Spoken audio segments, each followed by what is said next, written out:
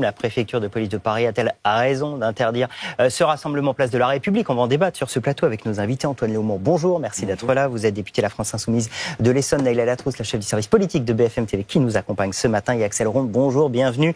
Porte-parole du syndicat CFTC Police. Quelles sont les craintes exactement cet après-midi autour de ce rassemblement interdit par la préfecture mais qui sera maintenu?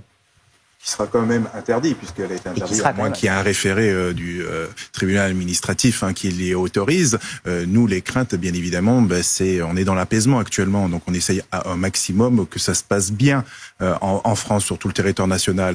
Malheureusement, on sait très bien qu'il y a des groupuscules qui veulent profiter du chaos ambiant pour souffler sur les braises encore et commettre des exactions.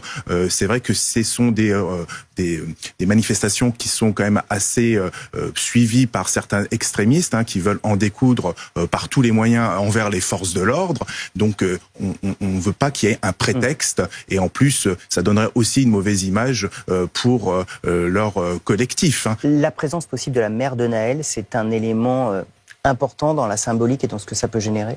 Ça, il m'appartient pas à moi de vous dire si c'est important ou pas. Nous, tout ce qu'on regarde au niveau des renseignements, ce sont tous les groupuscules qui appellent à... Mais ça peut drainer plus de monde. Ça peut effectivement faire un catalyseur et amener plus de monde et surtout des individus qui veulent en découdre avec les forces de l'ordre, puisqu'on voit qu'il y a des appels à attaquer les policiers en permanence. On le voit bien même à leur domicile. Antoine Léaumont, la préfecture dit pas de rassemblement, les conditions ne sont pas réunies. Est-ce qu'il n'est pas plus sage de ne pas y aller, de ne pas organiser ce rassemblement, de le décaler pour rendre hommage à Adama Traoré un peu plus tard? On rappelle que la date de sa mort, c'est le 19 juillet, donc ça pourrait être la semaine prochaine, par exemple. Non, je crois pas, parce que ces marches se sont toujours déroulées dans le calme. Il n'y a jamais eu de problème avec ces marches, et c'est précisément le fait... Le contexte est différent. D'accord, mais enfin bon, les organisateurs ont jamais posé de problème. Il y a toujours eu des marches qui sont extrêmement tranquilles, et c'est justement le fait de l'interdire qui peut faire que il y a ensuite des tensions, parce que les gens sont en colère. Il faut le comprendre aussi. Quand il y a un jeune homme qui décède, Naël, mardi dernier, quand ça fait plusieurs fois que ce type de situation arrive, il y a beaucoup de colère. Et j'étais hier à Sainte-Geneviève-des-Bois dans ma circonscription pour faire une réunion avec les mamans. Les mamans disent on a peur pour nos fils. On a peur pour nos enfants. C'est pas normal cette situation-là dans le pays. Cette colère-là, elle existe. Elle doit pouvoir aussi passer par des formes démocratiques. Et précisément, une marche, c'est une forme démocratique. Quand on interdit l'expression d'une colère sous la forme la plus pacifique possible, à savoir une marche, eh bien, qu'est-ce qu'on dit aux gens? On leur dit, il n'y a plus de solution démocratique pour s'exprimer. Donc on envoie même le message que finalement, presque, ce qui a été fait était la seule chose qui était faisable. Moi, je suis pas d'accord avec ça. On nous dit sans arrêt, il faut appeler au calme. Mais est-ce que ça appelle au calme d'interdire une marche démocratique et pacifique? Non. Et c'est pour ça aussi qu'il y a une centaine de manifestations prévues aujourd'hui en France. Rassemblements, marches, ça prend des formes diverses dans le pays, à l'appel de 90 organisations, dont LFI, Europe Écologie Les Verts, Solidaires, CGT. Moi, j'ai vraiment du mal à comprendre le moment dans lequel on arrive dans notre pays. L'article 11 de la Déclaration des droits de l'homme et du citoyen, il garantit que l'expression libre des expressions, c'est un des droits les plus précieux de l'homme. C'est ça qui est dit. C'est considéré, cet article 11, comme la garantie du droit à manifester. Pourquoi est-ce que dans notre pays, c'est pas la première fois, pourquoi est-ce que dans notre pays, désormais, le droit à manifester n'est plus pleinement garanti? C'est un énorme problème. La manifestation, c'est une expression démocratique et pacifique des opinions. Quand on l'interdit, quel est le message qu'on envoie? Que finalement, l'expression démocratique n'est plus possible. Est-ce que le contexte est plus fort que la liberté bien légitime de défiler, de manifester, de s'interroger collectivement? Il y aura un trouble à l'ordre public, c'est ça. Donc vous nous dites effectivement que c'est dans la déclaration universelle, la déclaration des droits de l'homme de 1789, mais dans la Constitution, ça n'est pas vraiment écrit comme tel. On sait très bien que les préfets et les autorités, s'il y a une menace de trouble à l'ordre public, il faut interdire, bien évidemment. Et pourquoi pas reporter comme vous avez dit, à une autre date. Mais là, on sait très bien que organiser une manifestation, ça prend du temps. C'est pas en à peine 12 heures sur la préfecture de police. On voit bien qu'il faut, quand il y a eu les manifestations pour la réforme des retraites, il y a eu des débordements, alors même que nous avions un service lourd, puisque c'était l'intersyndicale avec tous les services de protection pour les manifestations des services de sécurité des organisations syndicales. On voit bien que là, les conditions ne seront pas réunies. Neyla, la crainte des autorités, c'est que les braises, je reprends votre mot, soient encore trop chaudes, avec en perspective aussi un 13 et un 14 juillet qu'on redoute. Et donc de se dire, est-ce qu'on prend le risque là de remettre des gens dans la rue dans un moment inflammable?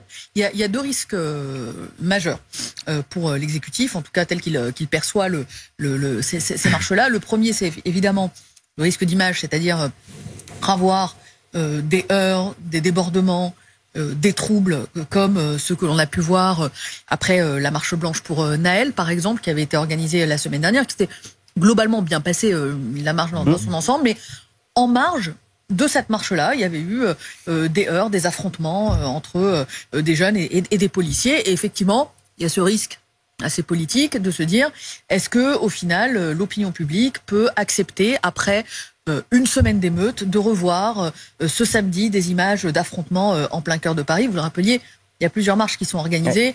Celle de Marseille, par exemple, a été interdite sur certaines localités. Interdite dans l'hypercentre, autorisée dans le 3e. Donc, il y a d'abord évité de superposer aux images de violence et aux images violentes que l'on a pu voir la semaine dernière de nouvelles images, avec effectivement aussi la perspective d'un 13 et d'un 14 juillet que les autorités craignent d'être un peu difficile.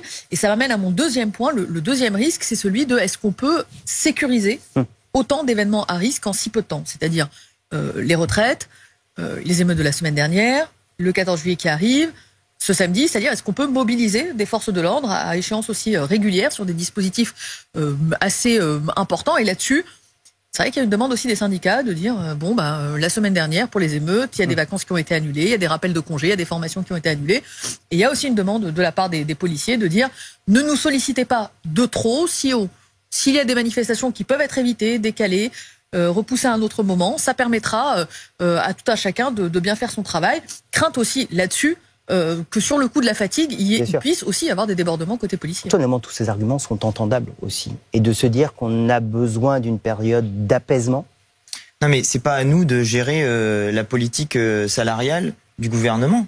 Je veux dire, pourquoi il y a eu une politique d'apaisement. Je veux juste aller jusqu'au bout. Pourquoi il y a eu une surmobilisation des policiers dans la période qui a précédé? Parce que Emmanuel Macron a décidé de faire passer en force une réforme des retraites dont personne ne veut, on parle des émeutes essentiellement, y compris les policiers.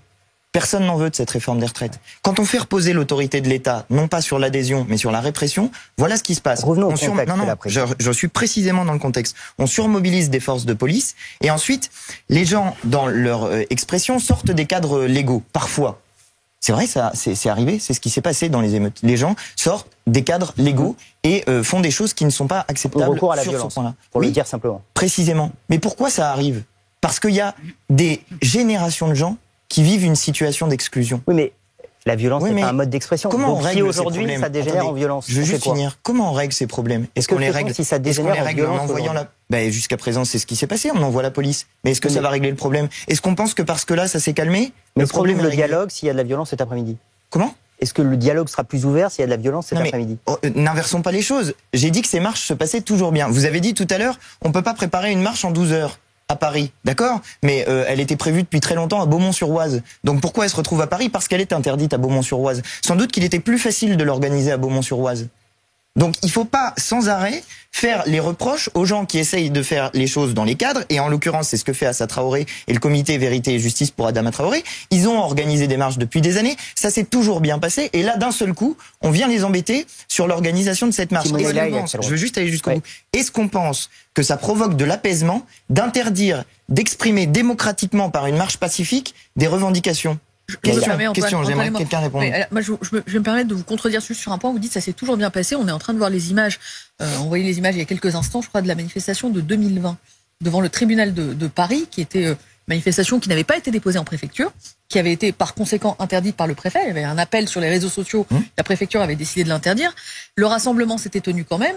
Il s'était soldé par des incidents et des affrontements entre une partie des manifestants et les policiers. Donc, quand on interdit, il n'y a pas d'incident. Vous dites quelque chose de très juste. Quand on interdit une manifestation, ça se passe mal. Elle n'était en l'espèce pas autorisée, puisque pas déposée en préfecture non plus. Alors, elle était interdite ou elle n'était pas autorisée? C'est pas la même chose. S'il y a un arrêté, il y avait absolument les deux, c'est-à-dire que le comité Adama avait d'abord appelé sur les réseaux sociaux à se rassembler, sans dépôt d'autorisation formelle en préfecture, et la préfecture avait en parallèle considéré que la manifestation n'ayant pas respecté les formes légales d'une manifestation, Donc, elle était interdite. je précise, non, c'est Mais il y a eu des débordements très parce que important, vous dites ça s'est toujours bien passé. très important parce qu'il faut préciser le cadre légal.